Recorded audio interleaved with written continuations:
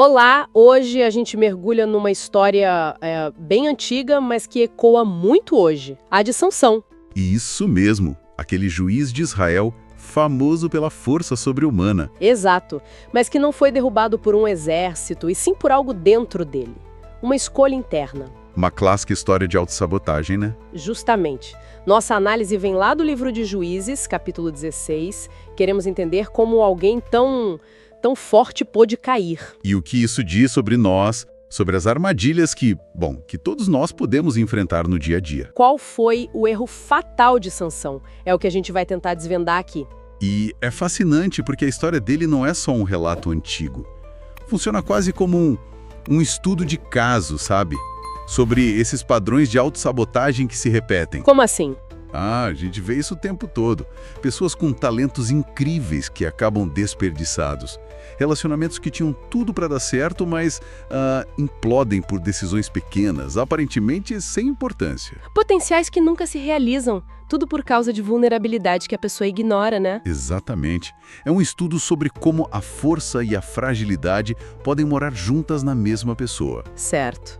Vamos então aos detalhes de Sansão. Ele tinha essa força que vinha de Deus, ligada a um voto, a um propósito divino. Uma missão clara. Sim, mas por baixo disso tudo tinha uma brecha, uma vulnerabilidade, talvez uma necessidade de, validação, afeto, algo que o deixava exposto. E é aí que entra Dalila. Pois é, e Dalila, na história, é mais que uma mulher, ela vira um símbolo, né? Um símbolo da tentação. Aquela que oferece um prazer momentâneo em troca de algo, de valor duradouro, eterno. Foi a identidade ligada à força, o propósito, a liberdade. O ponto crucial, acho, não é nem o cabelo em si, mas a incapacidade dele de proteger o núcleo da sua força. Ele sabia qual era a fraqueza dele e, mesmo assim, cedeu. Um colapso que veio totalmente de dentro para fora. Totalmente. E aí a coisa fica muito interessante para a nossa conversa.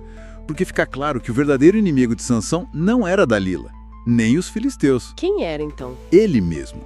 A autossabotagem. Aquela vozinha interna que diz: você controla isso. Só mais uma vez não faz mal. É só uma brincadeira. Nossa, isso é muito atual. Quantas pessoas não travam essa mesma batalha hoje? Talvez uma escala diferente, mas a mesma luta. Com certeza. Pequenos deslizes que a gente ignora. Hábitos ruins que mantemos por perto. Aquelas companhias que, drenam nossa energia. A Dalila pessoal de cada um.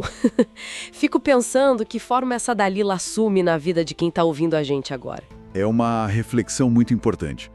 Porque, muitas vezes, a gente só percebe essas Dalilas quando já estamos enfraquecidos, sabe? Sem clareza. Como Sansão, que acabou cego e acorrentado. É verdade. Mas a história dele também tem uma virada, né? Tem, sim. E é poderosa.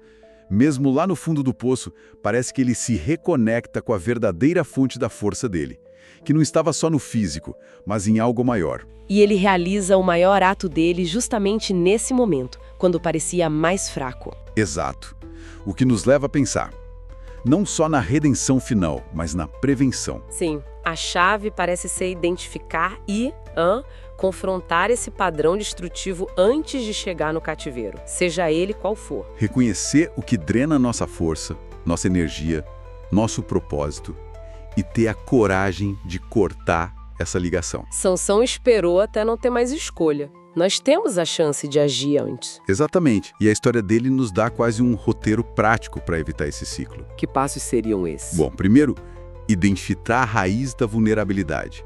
O que é que consistentemente me desvia do meu caminho, do meu bem-estar? Onde eu sempre tropeço. Isso. Segundo, criar barreiras.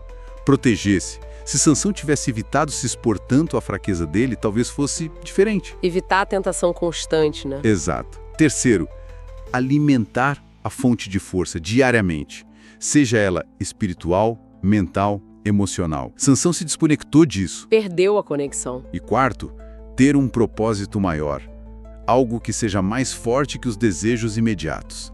Isso constrói resiliência contra os impulsos de autossabotagem. E esse princípio vale para todo mundo, né? Quem não aprende a dominar as próprias fraquezas... E acaba sendo dominado por elas. Simples assim. Aí pode ver aquele pensamento, mas eu não sou Sansão. Minhas falhas não são tão dramáticas. Claro, a escala pode ser diferente.